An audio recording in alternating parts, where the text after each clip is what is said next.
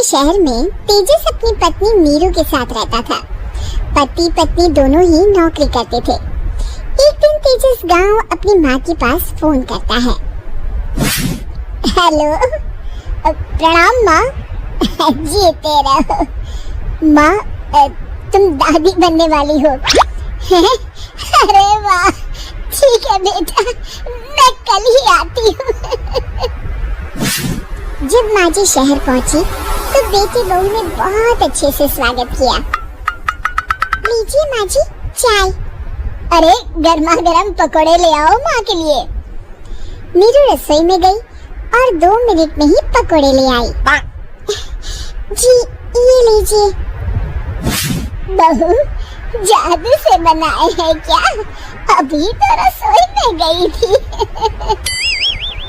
Yummy.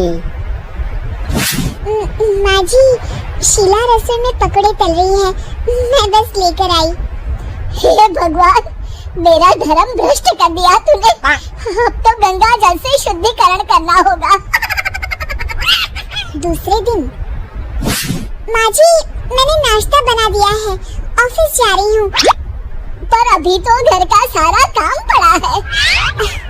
Sheila आती ही होगी, झाड़ू पोछा बर्तन कपड़े वो सब कर लेगी।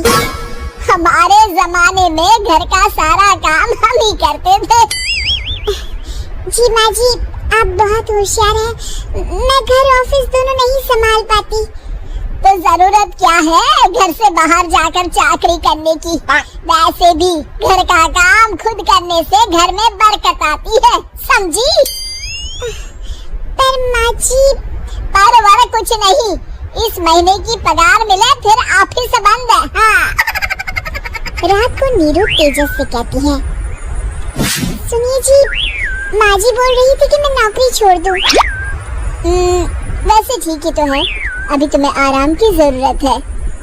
फिर भी आराम कहाँ, शीला को छुड़ाने के लिए बोल रही थी।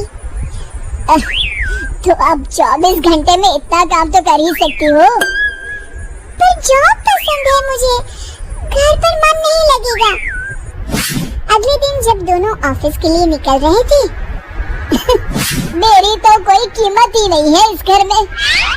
माँ जी, आजकल महंगाई बहुत है, रहन सहन भी बदल गया है। दोनों नौकरी करते हैं तभी ठीक रहता है। अच्छा, तू कहना क्या चाहती है?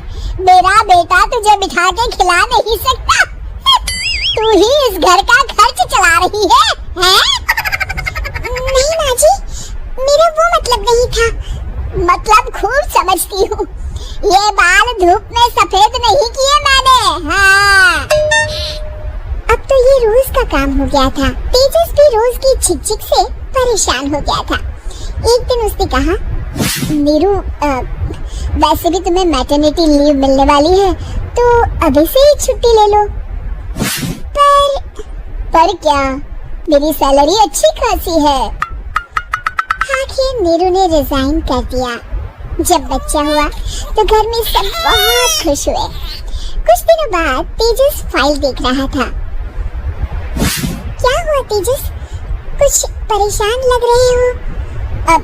हाँ, वो हमारी जितनी सेविंग्स थी वो तो हॉस्पिटल में और छठी के फंक्शन में खत्म हो गई है नीरू। और अभी वैसे मंदी चल रही है तो मैं बोल रही थी कल मुन्ना को हेपेटाइटिस का टीका लगवाना है। नीरू, क्या पोस्टपोन नहीं कर सकते? नहीं जी, बिल्कुल नहीं। अब तेजस को समझ में आ रहा था कि उससे गलती हुई है। पैसों की कमी का असर घर के माहौल पर भी पड़ रहा था। अगले दिन, बेटा मेरा चश्मा और ये दवाइयाँ ले आना, पर्चा देते हुए माँ जी ने कहा। जी। तेजस, मुन्ना के लिए दूध का डिब्बा और डायपर भी ले आना, और ये किराने के सामान की लिस्ट है, इसे भी लाना है। तेजस गुस्से में लिस्ट मरोड़ कर फेंकता है और चिल्लाता है, पैसे क्या पेड़ पर उगते हैं? ये ले आना, वो ले आना। अरे, पर ये जरूरत का सामान ही है। वो गुस्से में बिना कुछ कहे ऑफिस चला गया।